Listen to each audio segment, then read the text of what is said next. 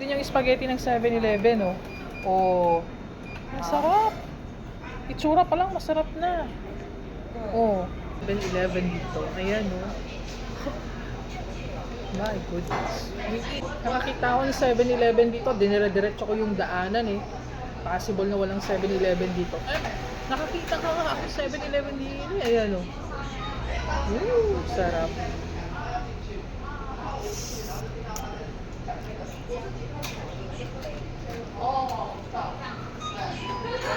Grabe, ang sarap.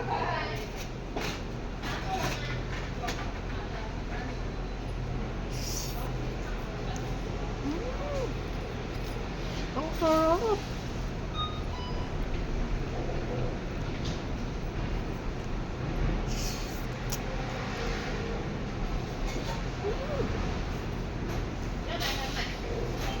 Ang sarap. Hindi siya matamis. Sakto lang yung lasa.